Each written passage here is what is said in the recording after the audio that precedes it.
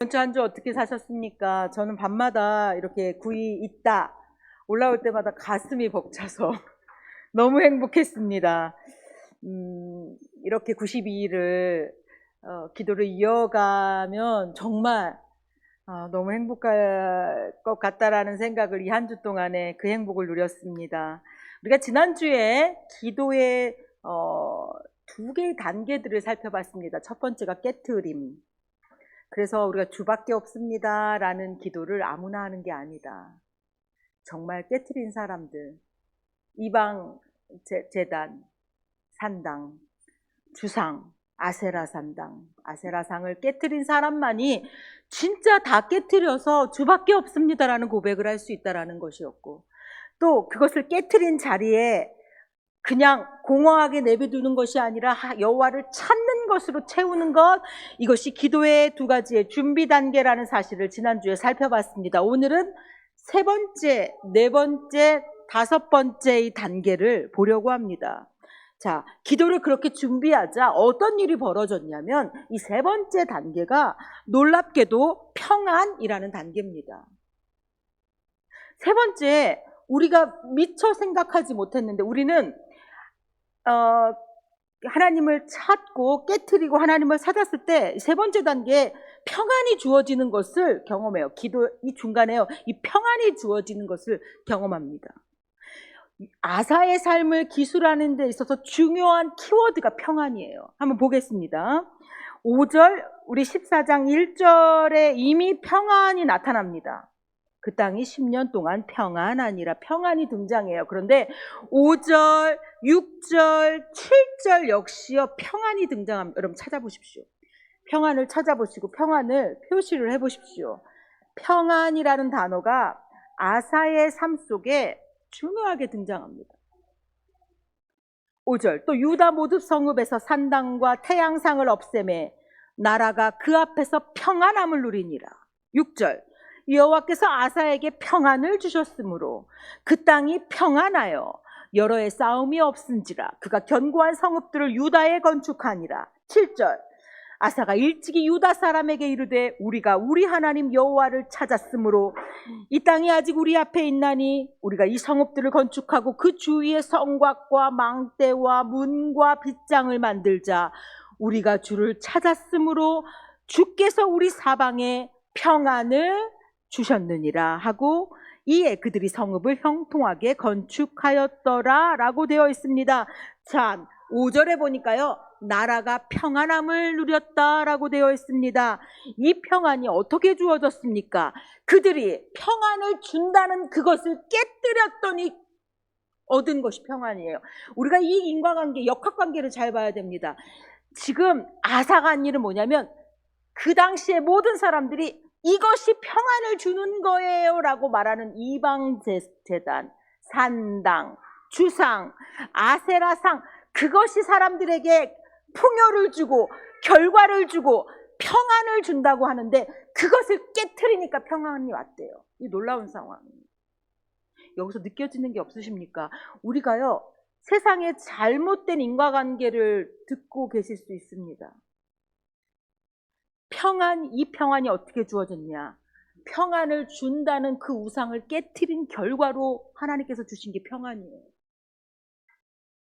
그것을 깨트리니 진짜 평안이 왔습니다. 이것이 하나님 나라의 방법입니다. 이렇게 아사의 일생에 이 아사의 삶 속에서 평안이 주어집니다. 자, 여러분들 소원이죠. 와, 내 인생에 좀 평안이 주어지면 난 뭐 할까? 여러분 뭐 하시겠습니까? 여러분의 인생에 평안이 주어졌어요. 그동안 너무너무 막 고민하던 것도 해결되고 뭐 다 잘 되고 회사도 잘 되고 뭐도 잘 되고 해서 아유 내가 집에 들어와서 잠도 잘 자고 와 내가 참 평안하다 평안하다라고 생각되는 그때 여러분들 뭐 하고 싶으십니까? 보통 사람들은 평안의 시기에 그것을 누립니다. 내가 그동안 못했던 거 누려야지. 학생들만 해도 벌써 방학 때 누리려고 생각하죠. 그죠? 누리려고 생각합니다. 평안의 시기에. 그런데요, 아사는요, 누리는 것이 아니라 쌓았습니다. 누리는 것, 그동안 내가 못했던 것, 내가 하고 싶었는데 내가 참았던 것을 내가 평안의 시기에 하는 것이 보통인 우리의 일상에 아사의 행보는 놀랍습니다. 그래서 우리가 오늘 살펴봐야 됩니다. 6절에서 7절에서 보이는 아사의 평안의 시간을 설명하는 키워드는 쌓음입니다. 쌓는다, 쌓음입니다. 첫 번째, 그가 이 평안의 시기가 때 한 일 첫 번째는요, 준비를 쌓았습니다. 6절 7절에 보니까요, 아사가요 이 시기에 무엇을 하냐면 성읍을 건축해요. 잘 보십시오. 우리가 보통 성읍을 건축할 때 성읍을 건축하니 평안이 왔다라고 인과관계를 이해하기 쉽습니다. 그런데 아사의 일생은요, 평안하니 성읍을 쌓는 거예요. 지금 이 순서를 잘 봐야 됩니다. 지금 아사의 일생에서 우리가 흔히 생각하는 순서가 뒤집히는 경우가 지금 계속 나타날 겁니다. 6절과 7절에 아사가 하나님께서 그가 평안이 주어진다는 것을 깨트리자 그의 인생에 평안이 왔고 평안을 누리자마자 그가 한 일이 준비를 쌓는 일이에요. 망대를 쌓고 성곽을 쌓고 문을 쌓고 빗장을 쌓고 군대를 양성하는데 유다에서 30만, 베냐민에서 28만, 합계가 58만의 대군을 양성합니다. 그것이 언제 아니면 평안의 때, 하나님께서 평안을 주셨을 때, 적들이 침입이 예고됐을 때 준비하는 게 아니라요, 하나님께서 평안을 주셨을 때 그가 그것을 하는 거예요. 이것은 우리에게 의아함을 주기에 충분합니다. 아니, 하나님을 찾는다는 사람이, 하나님을 믿는다는 사람이 군대를 양성하고 있어요? 그 하나님께서 그 믿음이 없는 거 아니에요? 역대기 기자가요, 이 질문에 대해서 아주 명확하게 얘기하는 거예요. 순서를 보라고. 하나님이 먼저 평안을 주셨고 그 평안 속에서 성을 쌓는 것, 이렇게 보면은요, 그가 성을 쌓는 것 자체가 하나님이 주신 축복의 내용이에요. 막 가슴이 설레지 않으십니까? 성도는요, 하나님이 주신 평안 안에서 자, 성을 쌓지요. 그러면 그 다음에 어떤 일이 벌어집니까? 그 다음에 적의 침입으로부터 보호를 받겠지요. 축복의 내용으로서 풍성함을 누리는 게 성도의 삶인 거예요. 평안을 찾아서 나서는 삶이 아니라 우리가 평안을 주시는 분이 하나님이심을 온전히 인정하며 그 앞에 설 때 하나님께서 평안을 주시고 그 평안의 때에 성도들은 준비하는 거예요. 평안이 먼저였습니다. 하나님이 먼저였고요. 그 다음이 성이었어요. 7절에서 아사가 백성들에게 이 성을 건축해야 되는 이유를 설명하시는 것을 보십시오. 우리가 주를 찾았으므로 이 땅이 아직 우리 앞에 있나니 우리가 이 성읍들을 건축하고, 아사가야 건축해야 되는 이유를 우리가 지금 너무 적들에게 둘러싸여 있고 언제든지 적들이 쳐들어올 수 있기 때문에 우리가 성을 쌓자라고 얘기하는 게 아니에요. 우리가 주를 찾았으므로 하나님께서 이 땅을 아직 우리에게 주셨으니 우리가 성을 쌓자라는 겁니다. 여러분들 이 순서를 잘 보십시오. 순서를. 하나님을 찾는 근거를 보십시오. 성을 쌓는 것은 결과물이었어요.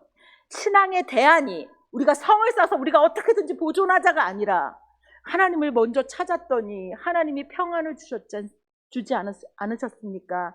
그러니 그 평안함 속에 우리가 성을 쌓읍시다. 그러니까 풍성함을 누리자는 거예요.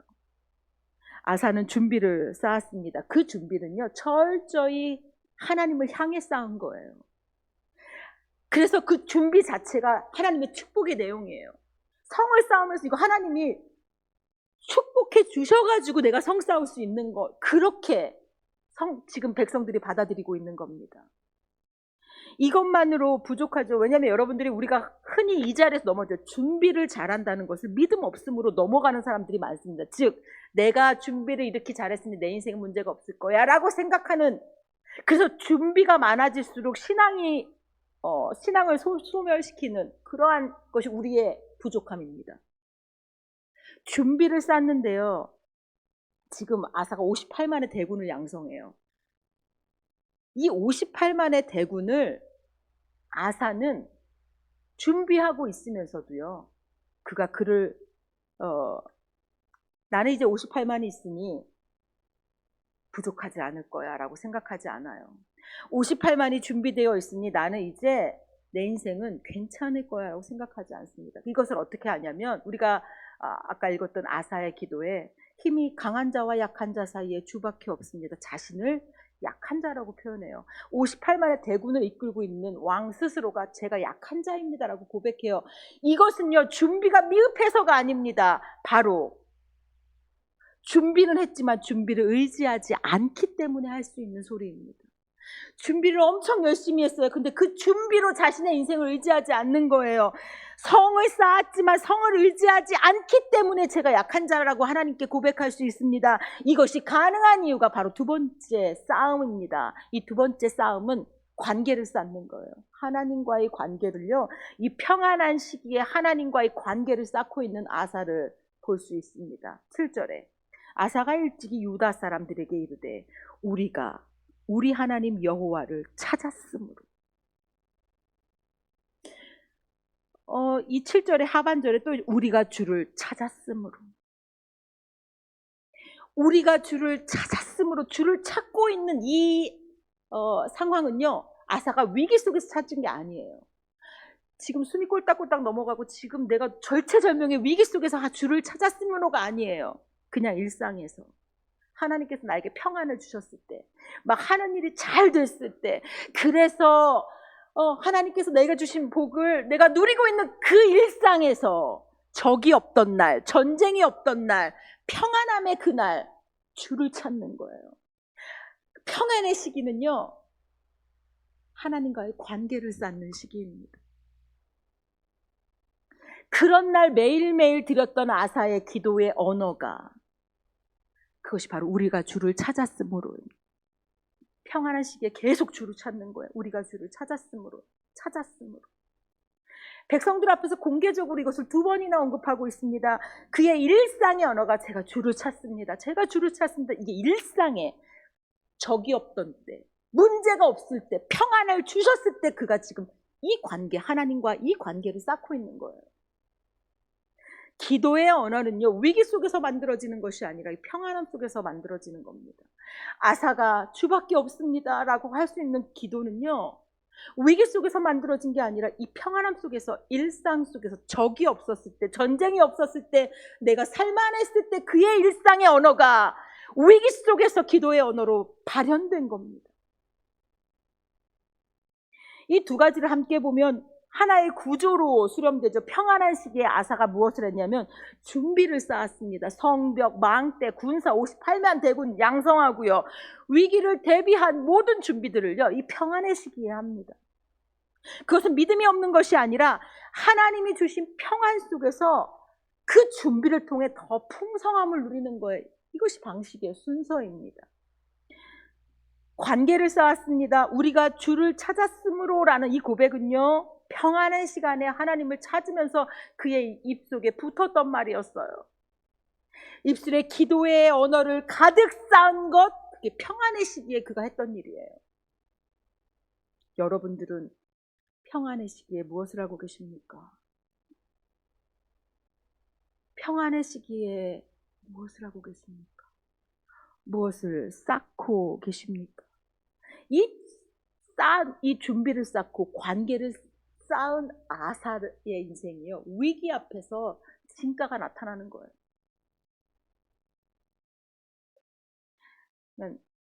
차이를 그냥 벌려놓는 게 여기서 나타나요. 준비를 쌓은 아사는요, 58만의 대군을 거느리는 왕이 됐어요. 이전까지의 군사력이 그렇게 되지 않았기 때문에 우리가 봤죠. 바로 할아버지 르호보암 때 애굽왕 시삭이 들어와서 싹 다 전멸시켜 버렸잖아요. 얼마 되지 않는 그 아들 때 58만의 대군을 가지고 있는 왕이 됐어요. 그런데 58만을 거느리면서 그가 하는 이야기가 뭐냐면 주밖에 없습니다예요.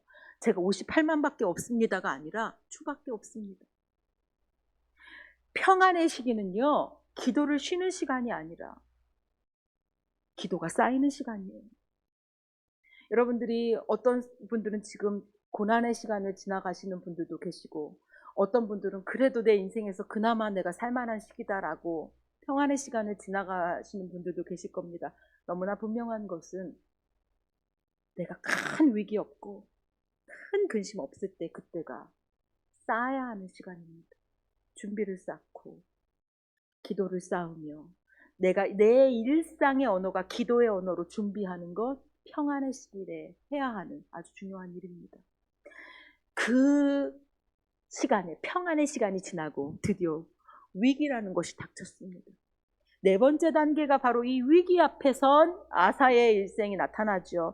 네 번째가 드디어 그 기도가 시작되는 순간입니다. 위기 앞에서 구스 사람 세라가 100만 대군을 이끌고 와요. 내가 지금 58만, 이것도 많다라고 생각했는데 100만 대군이에요. 100만 대군이 왔습니다. 이제 이 기도가 절로 나옵니다. 그 100만 대군을 마주하러 내가 58만을 이끌고 그 골짜기 앞에 마주하고 있습니다. 이때 아사가 드리는 기도가 바로 우리가 아사의 기도로 알고 있는 11절입니다. 그런데 이 4단계에서 이 기도의 장면에서 아주 중요한 기도가 발견되는데 11절을 먼저 보겠습니다. 11절 같이 읽겠습니다. 11절입니다. 시작. 아사가 그의 하나님이여 여호와여 힘이 강한 자와 약한 자 사이에는 주밖에 도와줄 리가 없사오니 우리 하나님 여호와여 우리를 도우소서. 우리가 주를 의지하오며 주의 이름을 의탁하옵고 이 많은 무리를 치러 왔나이다.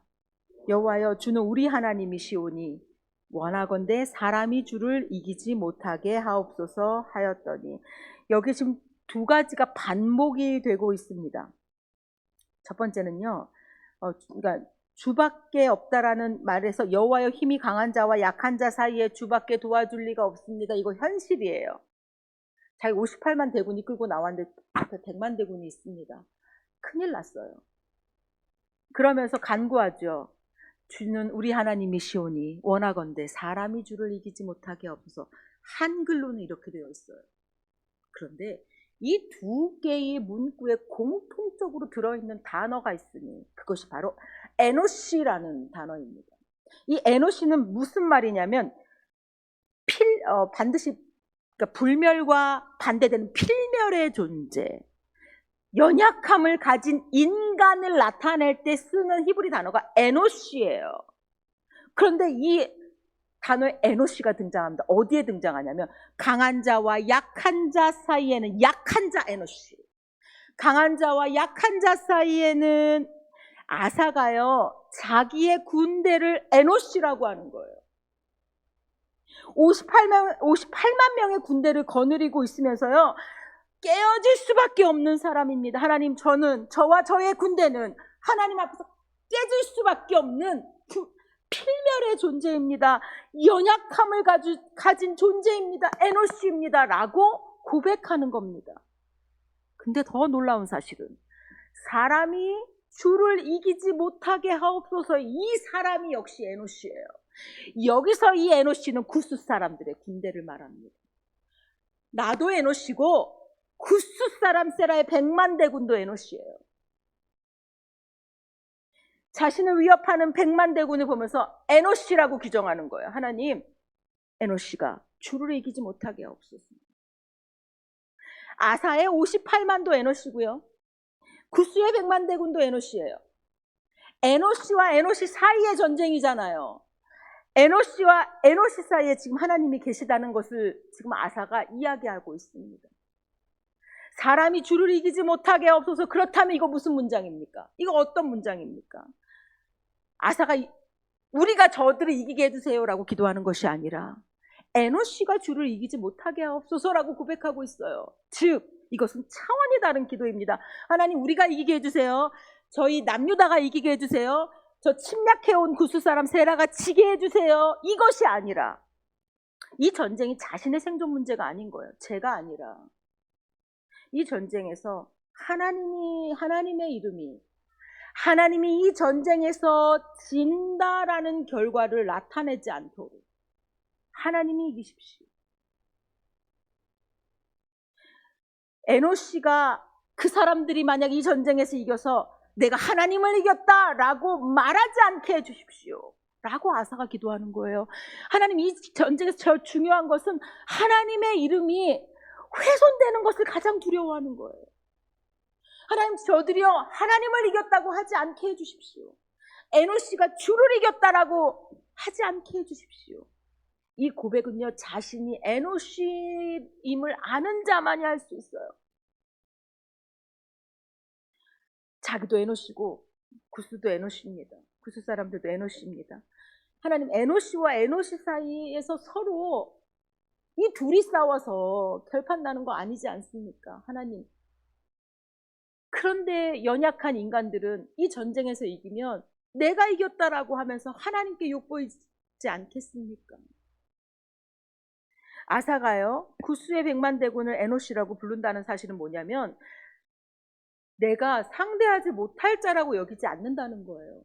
이게 에노시예요. 그냥 에노시예요. 에노시와 에노시 사이의 전쟁에서는 하나님께서 어떤 편에 서주시느냐가 중요하다는 것을 아사가 알고 있는 겁니다. 보십시오. 우리가 싸우는 모든 것들이 에노시 대 에노시의 전쟁이 아닙니까?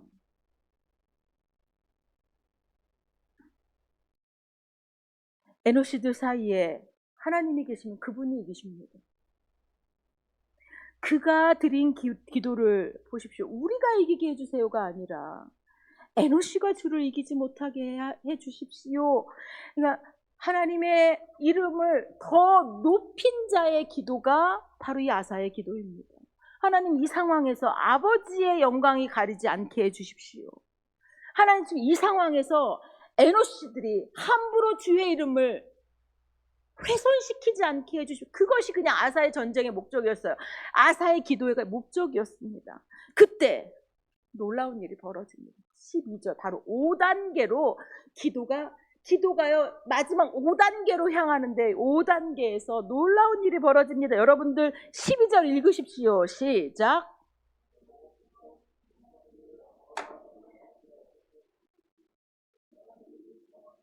이 문장은 짧습니다. 그런데 이 짧은 문장 안에 아사가 드린 기도의 응답이 다 담겨 있습니다.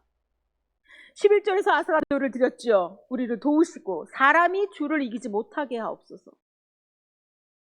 12절에 하나님께서 어떻게 응답하셨는지를 보겠습니다. 여호와께서 구스 사람들을 아사와 유다 사람들 앞에서 치시니, 보이십니까? 주어가 바뀌었습니다. 여호와께서 치셨습니다. 아사가 친 게 아닙니다. 여호와께서 치셨어요. 여호와께서 구스 사람들을 치시니 에노시가 에노시를 이기지 못하게 하셨죠. 여호와께서 치셨대요.